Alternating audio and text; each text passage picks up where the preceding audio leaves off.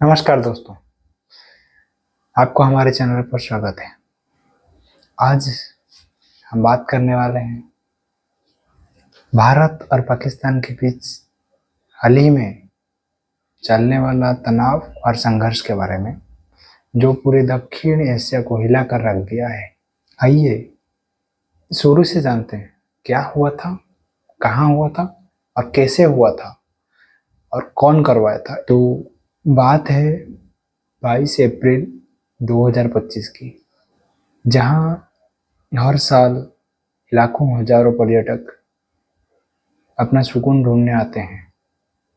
जी हाँ, मैं बात कर रहा हूँ कश्मीर की, मैं बात कर रहा हूँ पहलगाम की। पर उस धरती पे ऐसा मंजर देखना पड़ा जिसको कोई भी सोचे तो उसका रूह कांप जाता है। जी हाँ, उस दिन वहाँ एक भयानक आतंकी हमला हुआ था, जिसमें 28 मासूम पर्यटकों की जान चली गई थी। पूरे इंसानियत की हदें पार करके शर्मसार कर देने वाली घटना घटी थी। धर्म पूछकर उनके परिवार के सामने उन लोगों का कत्ल किया गया था, जिसकी पत्नी के सामने उसके पति को मार दिया जा रहा है। और उसके पत्नी आतंकियों से ये कहता है कि मेरे को क्यों जिंदा छोड़ रहे हो, मेरे को ही मार दो। तो आतंकियों का एक ही उत्तर था, तुझे नहीं मारेंगे, तू जा, गो एंड टेल मोदी, जा और मोदी को बता दे। इस बात ने, आतंकियों की इस लाइन ने पूरे हिंदुस्तान के दिलों में आग लगा दी थी। लेकिन क्या वो आतंकियों ने ये जानते थे कि उनकी एक ही लाइन भारत के दिलों में आग लगा दी थी? जी हाँ, मैं बात कर रहा हूँ ऑपरेशन सिंदूर की, जो हाल ही में किया गया है। और ऑपरेशन सिंदूर के बाद पूरी दुनिया को, बल्कि पूरे आतंकी संगठनों को ये भी पता चल गया होगा कि अब भारत चुप बैठने वाला नहीं है। ईंट का जवाब पत्थर से देने वाला है, और दे भी दिया।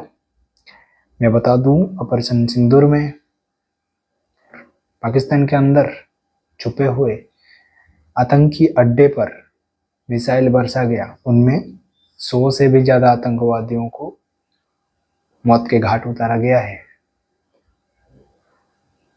लेकिन ये सब के बाद एक सवाल खड़ा होता है, हमला आतंकियों पर था, ना कि पाकिस्तान पर दर्द पाकिस्तान को क्यों हुआ?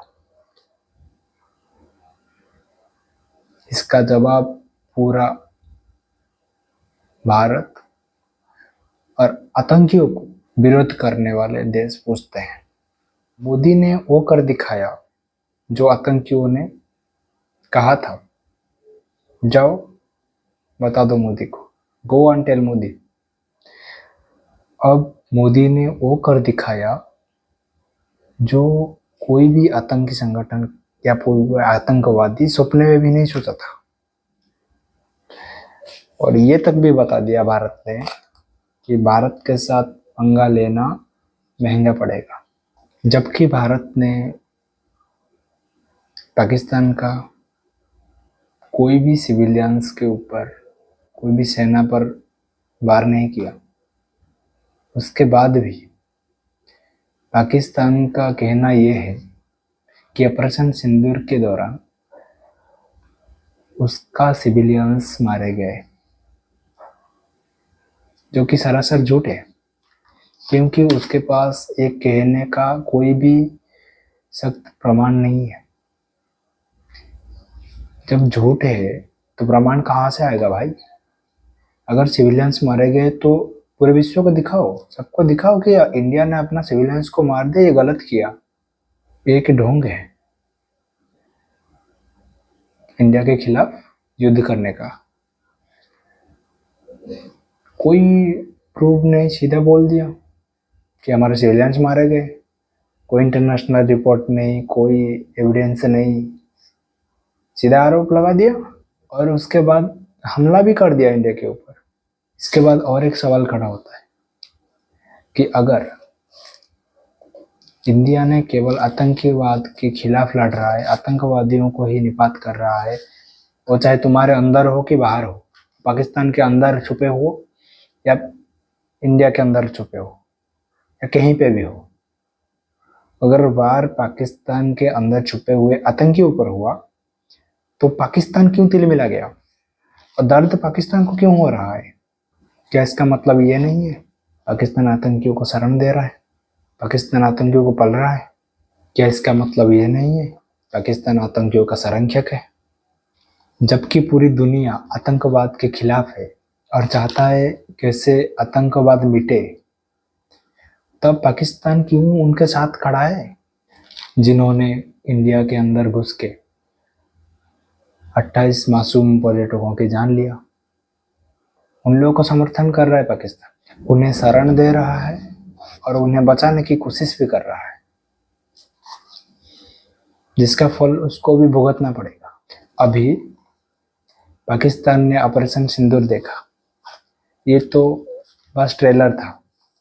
अगर पाकिस्तान ने आतंकियों का साथ नहीं छोड़ रहा है तो आगे जाके पूरी पिक्चर देखना पड़ेगी।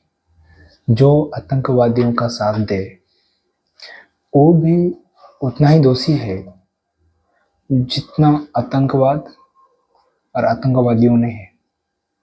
और पाकिस्तान आतंकवादियों को समर्थन कर रहा है और उनको शरण में ले रहा है। कई इंटरनेशनल प्रमाण और रिपोर्ट के मुताबिक पाकिस्तान आतंकवादियों का केंद्र बिंदु बन चुका है। संयुक्त राष्ट्र यूएन ने 2020 में एक रिपोर्ट के दौरान कहा है कि पाकिस्तान में जैसे मोहम्मद और लश्कर ए तैयबा लड़ाकू तस्करी में लगे हुए हैं। भारतीय संसद की विदेश मामलों की समिति के रिपोर्ट के अनुसार फरवरी 2024 में भारत लोकसभा की विदेश मामलों की समिति ने अपनी 28 रिपोर्ट में स्पष्ट रूप में कहा कि पाकिस्तान की खुफिया एजेंसी आईएसआई आतंकवादियों को सुरक्षा दे रहा है, संसाधन दे रहा है, इसके साथ साथ अन्य लॉजिस्टिक संसाधन भी प्रदान करती है, जिसमें भारत में आतंकी गतिविधियां संचालित होती है। 2004 जुलाई 9/11 के हमलों की जांच करने वाला अमेरिकी आयोग ने अपनी रिपोर्ट में ये तक बताया पाकिस्तान ने तालिबान और अल-कायदा के साथ संबंध बना के रखा है और ओसामा बिन लादेन को शरण दे रहा है। 2008 में काबुल स्थित भारतीय दूतावास पर हुए बम विस्फोट में अमेरिकी खुफिया एजेंसियों ने पाया कि पाकिस्तानी आईएसआई खुफिया एजेंसी ने हक्कानी नेटवर्क को इस हमले के पीछे योजना बनाने में मदद किया था। जब पूरी दुनिया आतंकवाद के खिलाफ है तब पाकिस्तान क्यों उन लोगों के साथ खड़ा है? जब पूरी दुनिया एक सुर में कह रहा है कि आतंकवादियों को और आतंकवाद को जड़ से ख़त्म करो, तब एक ही देश उन आतंकवादियों को समर्थन कर रहा है, उनको शरण में ले रहा है, उनको और प्रोत्साहन दे रहा है और आतंकवाद को बढ़ावा दे रहा है, और वो देश है पाकिस्तान। लेकिन क्या पाकिस्तान को नहीं पता है कि इसका अंजाम क्या हो सकता है? पूरी दुनिया एक तरफ और पाकिस्तान अकेला एक तरफ। अमेरिका, रूस, ब्रिटेन, फ्रांस, भारत, ये सारे देश आतंकवाद के खिलाफ कड़ी से कड़ी कानून बना रहे हैं और आतंकवादियों को जड़ से मिटाने की कोशिश कर रहे हैं और उनके ऊपर हमला कर रहे हैं। और पूरी दुनिया को सुरक्षित रखने के लिए कोशिश कर रहे हैं।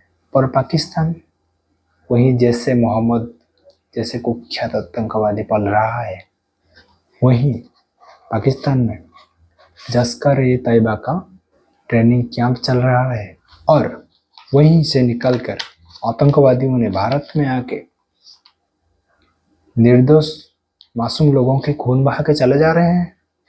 पाकिस्तान की आईएसआई खुद आतंकवादियों की फैक्ट्री बन चुकी है।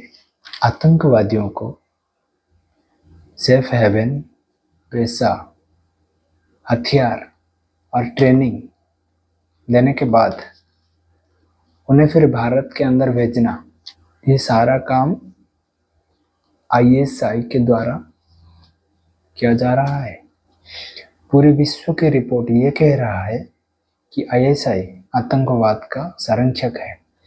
दुनिया अब चुप बैठने वाली नहीं है। FATF, financial action task force, Pakistan को ग्रे लिस्ट में डाल दिया है, जिसके तहत पाकिस्तान में महंगाई बढ़ रहा है और बेरोजगारी और विदेशी निवेश बंद हो रहे हैं। अगर अब भी पाकिस्तान आतंकवादियों का और आतंकवाद का समर्थन करना बंद नहीं किया, उन लोगों को अभी भी शरण में लेके रखा, तो उसका हाल अफगानिस्तान और सीरिया से कम नहीं होने वाला है। भारत ने ऑपरेशन सिंदूर के बाद पूरे विश्व को ये बता दिया है कि अब हम सहेंगे नहीं, जवाब भी देंगे। और भारत का ये जवाब सिर्फ आतंकवाद को नहीं, बल्कि आतंकवाद को समर्थन और आतंकवादियों को पालने वालों को भी मिलेगा। पूरी दुनिया आतंकवाद को ख़त्म करना चाहता है, पर पाकिस्तान अब भी उसका साथ दे रहा है। पर याद रखो, जो आतंकवाद का साथ देता है वो ज़्यादा दिन नहीं टिकता। फिर बाद में पता चले कि पाकिस्तान नाम का एक देश था जो कि केवल हिस्ट्री में रह जाएगा। अगले पीढ़ी जो आएंगे ना, उनको पढ़ने को मिलेगा कि पाकिस्तान नाम का एक देश था जो कि 2025 में मिट गया, पूरा एशिया मैप में नहीं मिलेगा। अगर आप भी चाहते हो कि पाकिस्तान अभी आतंकवाद का साथ छोड़ना चाहिए, तो कमेंट में लिखो, आतंकवाद का साथ देना भी आतंकवाद होता है।